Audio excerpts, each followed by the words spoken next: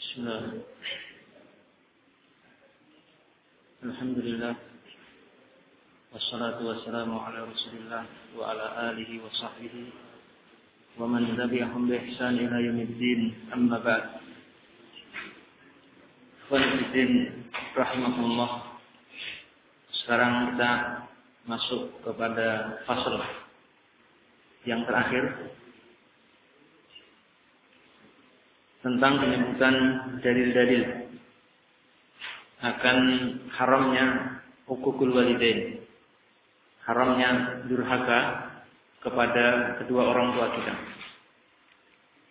Ini kita sebutkan karena ini merupakan lawan dari birrul walidain, sehingga sangat daruri untuk kita sebutkan. Dalil yang pertama dari sabda Nabi Sallallahu Alaihi Wasallam tentang hurmatu uquqil walidain, haramnya durhaka kepada kedua orang tua, dari sahabat Abu Bakar radhiyallahu ta'ala anhu. Beliau pernah bertanya kepada Nabi Sallallahu Alaihi Wasallam tentang anil kabair, tentang dosa-dosa besar. Kemudian dia menjawab Sallallahu Alaihi Wasallam qala al-isyraku billah, yang termasuk dosa besar itu adalah mempersekutukan Allah Subhanahu wa taala. Kemudian wa uququl walidain, yang kedua durhaka kepada kedua orang tua kita. Berarti kan di sini asyahidu fi hadzal hadits, syahid dalam hadis ini bahwa uququl walidain termasuk minal kabair, termasuk dosa besar. Seingat saya bahkan Al-Imam Az-Zahabi rahimahullah menyebutkan hukukul walidain ini pada urutan dosa kedua dalam kitabnya Al-Kabair yang beliau karang. Menunjukkan dosa besar, durhaka kepada orang tua itu dosa besar sekali. Kemudian ketika itu Nabi setelah menyampaikan dosa besar yang kedua, yaitu hukukul walidain, wa kana muttaqiyan fajalas. Waktu itu Nabi ittika, duduk bersandar. Kemudian Nabi duduk. Ittika itu kalau kita duduk di lantai, itu samping kanan atau kiri kita itu ke lantai, ya, dengan tangan berada di kepala. Namanya ittika. Itu namanya muttaqi. Jadi larangan dalam riwayat yang Nabi mengatakan la aqulu muttaqian, aku tidak pernah makan sambil bersandar, itu yang dilarang seperti itu. Adapun kalau seorang makan sambil ke kursi seperti ini, jangan saya makan kemudian sandar seperti ini nggak dilarang.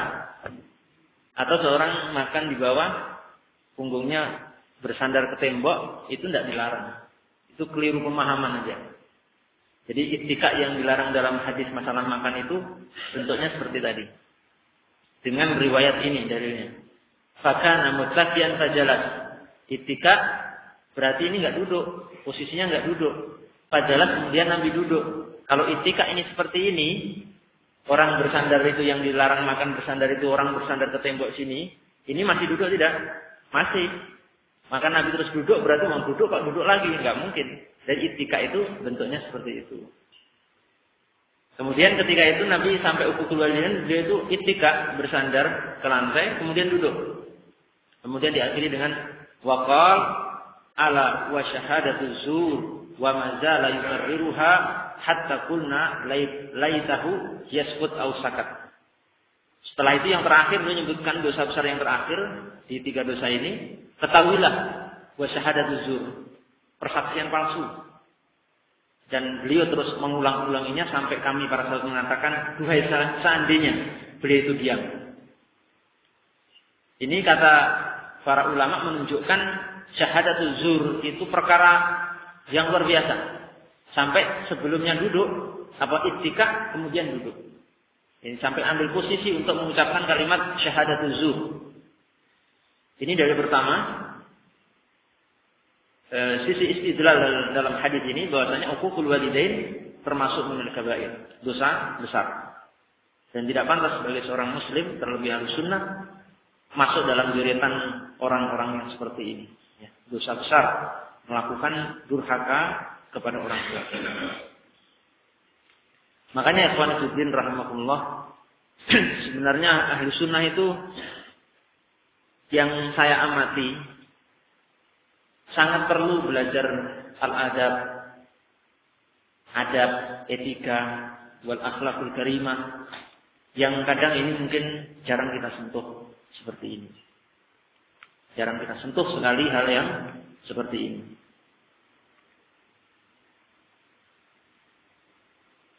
Jangan sampai kita kalah dengan orang-orang di luar ahli sunnah.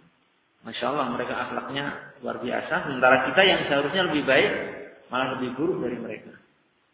Allah musta'an. Kemudian hadis yang kedua tentang bahaya dan keharaman dosa uququl walidain, dari sahabat Abdullah bin Umar. Nabi pernah bersabda sallallahu alaihi wasallam, la yadkhulul jannata 'aqil wala mudhimu khamrin wala man yukadzibu bil qadar wal yamin al ghamus. Tidak akan masuk surga seorang yang durhaka terhadap orang tuanya. Demikian pula seorang yang mudhimu khamrin, pecandu narkoba atau pecandu khamr. Dan juga tidak akan masuk surga seorang yang mendustakan takdir. Kemudian yang keempat, seorang yang bersumpah dengan sumpah yang al-ghamus, sumpah palsu. Nila yadkhul jannata, maksudnya dukhulan awaliyan, tidak masuk surga di awal-awalnya. Karena keyakinan Ahlussunnah bahwasanya dosa besar itu tahta masyiatillah. Insya'a azaba wa insya'a ghafaralah. Dosa besar itu di bawah kehendak Allah. Kalau Allah hendaki Allah ampuni, dan kalau tidak Allah ampuni. Maksudnya tidak diampuni di sini, nanti orang itu akan diazab di neraka, tapi tidak kekal. Tidak kekal. Ini keyakinan siapa? Ahlussunnah. Jadi dari hadis kedua ini kita ambil faedah dan pelajaran, durhaka kepada orang tua itu penyebab seorang diazab dalam neraka. Tidak masuk surga terlebih dahulu langsung, tapi mampir dulu di neraka jahanam waliyadzubillah. Itu harus kita hati-hati.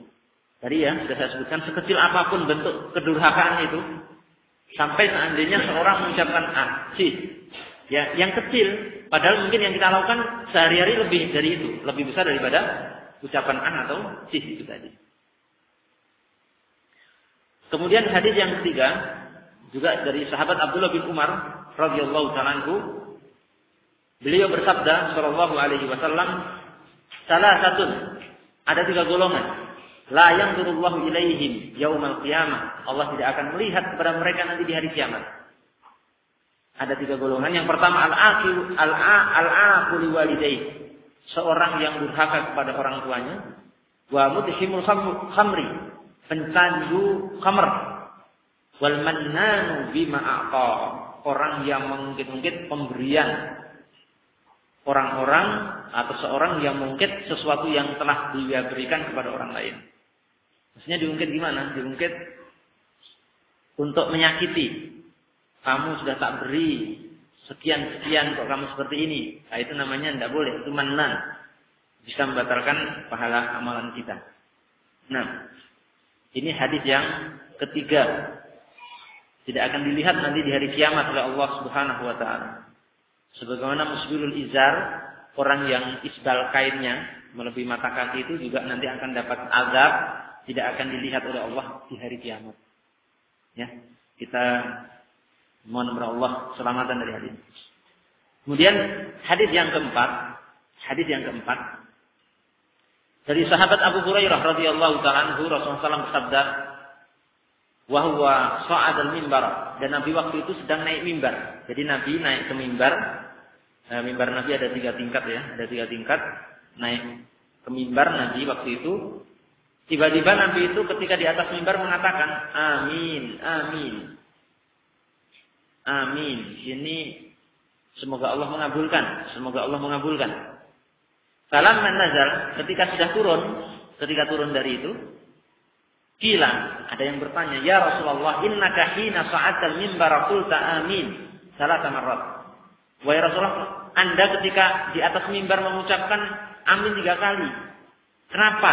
Ada apa? Kok diamini itu apa? Faqal, Nabi menyebutkan beberapa beberapa kondisi. Malaikat Jibril datang kepada beliau. Inna Jibril atani. Jibril itu datang kepadaku, kemudian mengucapkan 3 kalimat, tapi saya potong yang 2. Saya potong langsung yang ketiga yang diucapkan oleh malaikat Jibril. Beliau mengatakan atau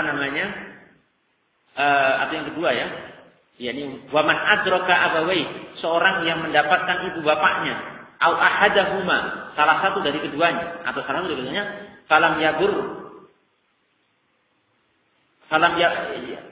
yagirrahuma, tetapi tidak berbakti kepada keduanya, berbuat bakti atau berbuat baik. Famata fadakhalan nar, maka dia akan mati. Nanti kalau mati dia akan masuk neraka. Kemudian Nabi mengatakan, malaikat mengatakan kul amin, katakan amin wahai Muhammad. Kemudian fakultu, aku katakan amin, iya, semoga Allah mengabulkan.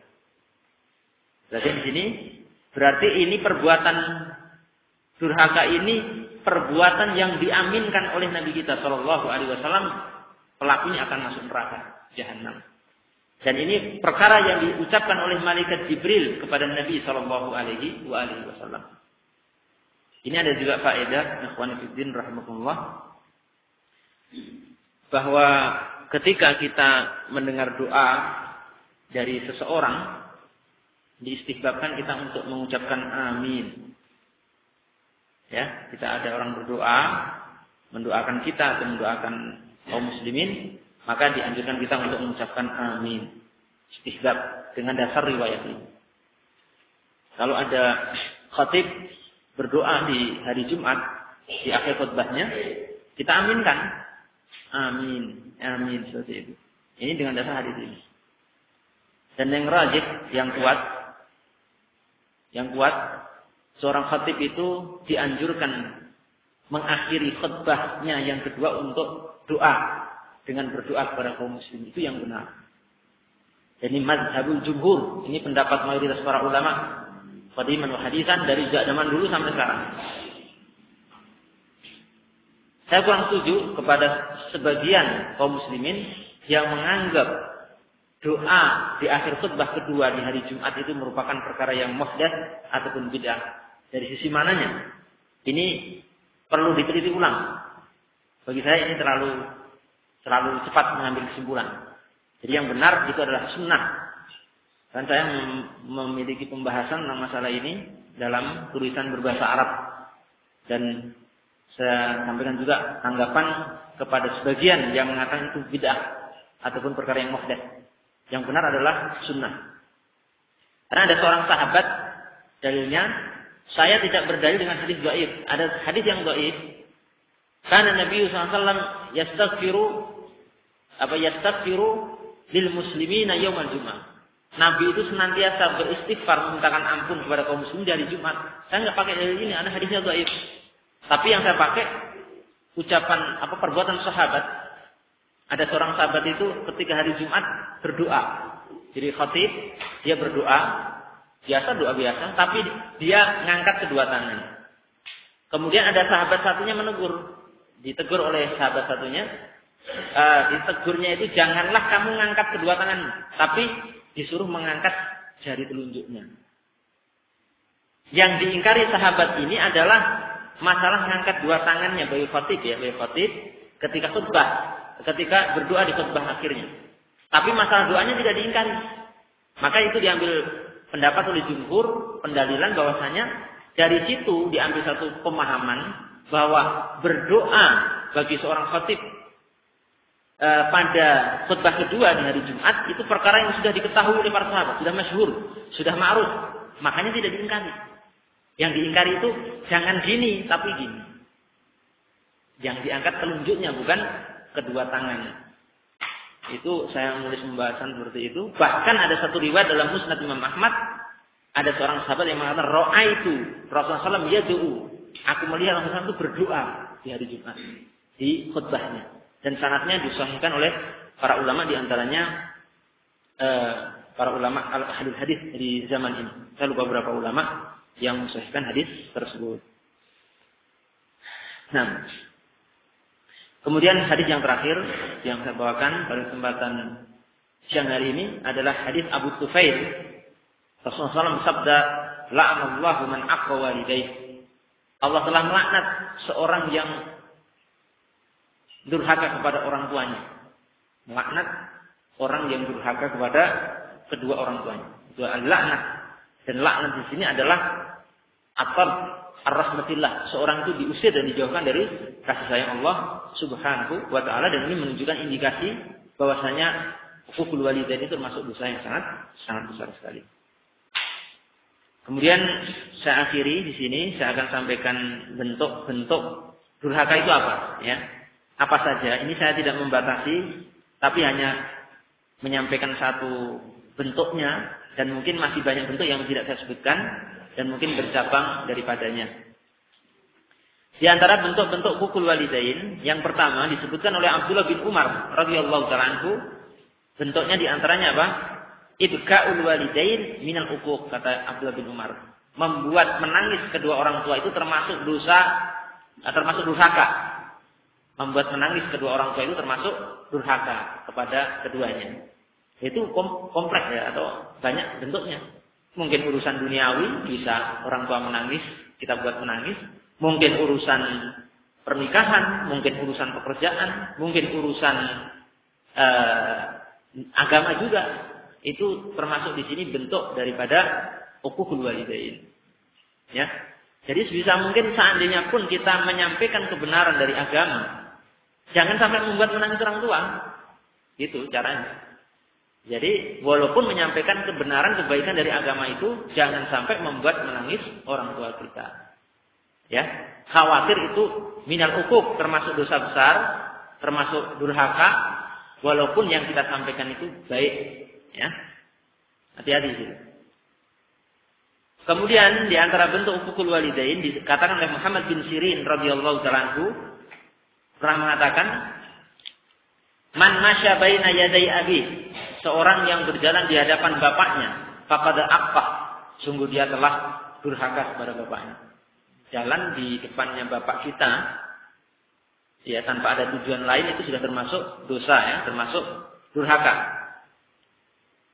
Dikecualikan oleh Muhammad bin Sirin, illa yamsya yamitul ada antariqih, kecuali dia itu berjalan di depan bapaknya untuk menyingkirkan gangguan dari jalan yang akan nanti melukai ataupun membuat bapaknya cedera. Itu tidak masalah, karena ada maslahat. Tapi secara asal tidak boleh kita berjalan di hadapan bapak kita atau ibu kita. Kemudian dari bentuk lain kata Muhammad bin Sirin, wa man da'abah bismih, seorang yang memanggil bapaknya dengan namanya langsung. Ini juga termasuk uquq, ya, termasuk daripada dosa durhaka. Ini bentuk kedua dari siapa? Muhammad bin Sirin rahimahullah. Kemudian yang ketiga, bentuk yang ketiga dikatakan oleh Al-Imam Mujahid. Al-Imam Mujahid pernah berkata rahimahullah taala, la yanbaghi lil waladi ayat fa'ayada walidih. Tidak seyogianya seorang anak itu yadfa itu menolak atau ya menolak tangan bapaknya. Ya, menolak tangan bapaknya. Yadfa, menolak. Misalkan gini. Bapaknya itu karena mau mendidik, mau jewer anaknya, atau mau mukul pantatnya misalnya, itu jangan dibalas, plak, jangan dilawan. Nah, itu sudah dosa itu, hukukul walidain, tangkis ya bahasa kita. Mau ngeplak itu ditangkis, plak. Ini sudah dosa, hukukul walidain. Saya khawatir banyak. Ini maka hati-hati, itu nggak boleh kata siapa? Mujahid. Ya sudah, terima saja. Ya mungkin tarbiyah. Karena tarbiyah itu macam-macam ya. Ada yang dengan nasihat, kadang dengan dipukul, ya, kadang dengan seperti itu dibolehkan dalam agama kita. Nggak boleh kita menangkis tangan bapak kita. Oh, ini ditambah dari Mujahid tadi ada yang dikatakan idza darabahu, kalau bapaknya itu memukul dia. Nggak boleh ditangkis, biarkan aja. Ini ada isyarat juga dari Mujahid. Ad-darb fi tarbiyah, memukul dalam tarbiyah itu kadang dibolehkan, tapi harus hati-hati. Ya. Jangan terus dikit-dikit pukul, tidak boleh juga. Ya. Atau memukul yang tanpa alasan yang dibenarkan juga tidak boleh. Kemudian bentuk yang lain kata Mujahid, man shadda an-nazar ila walidayhi. Apa ya kalau di terjemah Indonesia itu memandang tajam, ya, melorok. Ya, ke orang tua itu memandangnya melorok gitu. Hah? Yes. Apa? Mentelengi ya orang Jawa itu. Mentelengi orang tua. Dinasihat itu masih pentelengi. Wah itu sudah pukul walidain itu. Sudah termasuk dosa besar. Ya. Termasuk ke ustadz, ya, ke guru kita itu jangan sampai. Harusnya pandangan rahmat, nazarul rahmat, bukan menajamkan pandangan pada keduanya.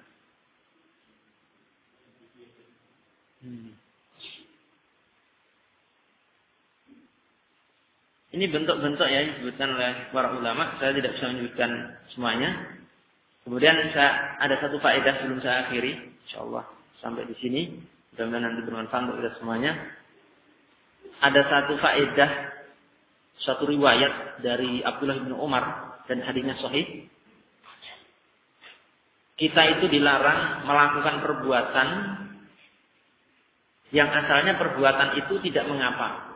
Tetapi kalau akan menyebabkan orang tua kita itu adalah tersakiti atau mungkin mendapatkan madarat, perbuatan itu jadi termasuk dilarang atau dosa. Seperti dalam satu riwayat Nabi pernah mengatakan, inna min akbaril kabair, termasuk bagian dari dosa besar, ayul'ina ar-rajulu walidayhi. Seorang itu melaknat bapaknya dan ibunya sendiri. Apa bisa ya anak kok melaknat bapak ibunya sendiri? Maka para sahabat iskal kemudian berkata, "Qil ya Rasulullah, wa kaifa yal'an rajulu walidayhi?" Bagaimana kok seorang anak bisa melaknat bapak dan ibunya? Enggak mungkin. Maka Nabi berkata, "Qal yasubbu ar-rajulu abar rajuli, fa yasubbu abah wa yasubbu ummah." Ada orang ada seseorang mencela bapaknya orang lain. Kemudian yang laki-laki yang bapaknya dicela itu ganti mencela bapak dia dan ibunya. Misalkan ini, si A itu mencela bapaknya si B. Dan si B ini marah, akhirnya bapaknya si A itu juga dicela. Wah, ini haram. Haram walaupun itu secara langsung tidak mencela bapak kita, tapi menyebabkan kita menjadi sebab bapak kita dicela gara-gara kita mencela bapak orang lain, itu hukumnya haram seperti ini. Dan ini disyaratkan oleh Allah Subhanahu wa taala dalam surah Al-An'am ya 108. Allah mengatakan, "Wala tasubbul ladzina yad'una min dunillah fayasubbullaha aduwan bighairi ilmin." Janganlah kalian mencela orang-orang yang menyeru kepada selain Allah yang nanti akhirnya Allah akan mereka cela dengan permusuhan tanpa ilmu. Jadi kalau kita mencela ada musyrikin beribadah kepada patung berhala, kita cela orang ini, tapi menyebabkan Allah dicela, jadi haram kita untuk mencelanya. Jadi hati-hati, kadang perbuatan yang kita lakukan itu bisa jadi boleh-boleh saja atau bahkan kadang dianjurkan, tapi kalau akan menyebabkan sesuatu yang lebih besar, maka itu tidak diperbolehkan. Wallahu taala a'lamu bishawab. Ini beberapa hal yang bisa saya sampaikan ya. Mudah-mudahan bermanfaat untuk kita semuanya secara ringkas. Ada kelirunya dan kurang yang mohon maaf yang sebesarnya. Mudah-mudahan bisa menjadi faedah bagi kita semuanya. Dan al-kamal biyadillahi subhanahu wa ta'ala, dan sempurna itu adalah milik Allah subhanahu wa ta'ala. Saya mohon maaf ada kurang.